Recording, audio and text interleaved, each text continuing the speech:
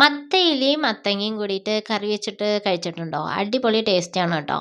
അപ്പോൾ നമുക്കതെങ്ങനെ തയ്യാറാക്കാമെന്ന് നോക്കാം. അപ്പോൾ അതിന് വേണ്ടിയിട്ട് മത്തങ്ങയുടെ എല്ലാം ചെറിയ കഷ്ണമാക്കിയിട്ട് മുറിച്ച് വെച്ചിട്ടുണ്ട്. പിന്നെ ഒരു പകുതി മത്തങ്ങ എടുത്തിട്ടുണ്ട് കേട്ടോ.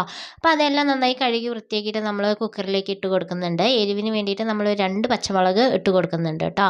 അപ്പോൾ എരിവ് ഇഷ്ടമുള്ളവർക്ക് പച്ചമുളകിൻ്റെ എണ്ണം കൂട്ടാവുന്നതാണ്. ആവശ്യത്തിന് ഉപ്പും കൂടി ഇട്ട് വെച്ചിട്ട് നമ്മളൊരു 2, 3 വിസിൽ വിടുന്നുണ്ട്. അതിനുശേഷം നമ്മുടെ മത്തങ്ങയുടെ ഇലയും നന്നായി വെന്ത് വരുമ്പോൾ അതൊരു കയ്യിൽ വെച്ചിട്ട് നന്നായിട്ട് ഉടച്ചു കൊടുക്കുന്നുണ്ട്. അതിനുശേഷം അതിലേക്ക് പച്ച വെളിച്ചെണ്ണയും കൂടി ഒഴിച്ച് കൊടുത്ത് കഴിഞ്ഞിട്ടുണ്ടെങ്കിൽ നമ്മുടെ കറി ഇവിടെ സൂപ്പറായിട്ട് റെഡിയായി. അപ്പോൾ രാവിലെയൊക്കെ ചോറ് കഴിക്കുന്ന ആളുകൾക്ക് ഉണ്ടെന്നുണ്ടെങ്കിൽ ഇത് അടിപൊളിയാണ് കേട്ടോ. പിന്നെ നമുക്ക് പുറത്തേക്കൊക്കെ പോകുമ്പോൾ കൊണ്ടുപോകാനും സ്കൂളിലേക്കും ഓഫീസിലേക്കൊക്കെ പോകുമ്പോൾ കൊണ്ടുപോകാനൊക്കെ ആയിട്ട് സൂപ്പറാണ് കേട്ടോ ഈ കറി. അധികം സമയം ആവശ്യമില്ല. ഈ കഷ്ണങ്ങളൊക്കെ നമുക്ക് അരിയുന്ന സമയം മതി കേട്ടോ. അപ്പോൾ നമ്മുടെ ചാനലൊന്ന് സബ്സ്ക്രൈബും കൂടി ചെയ്യാം കേട്ടോ. Thank you.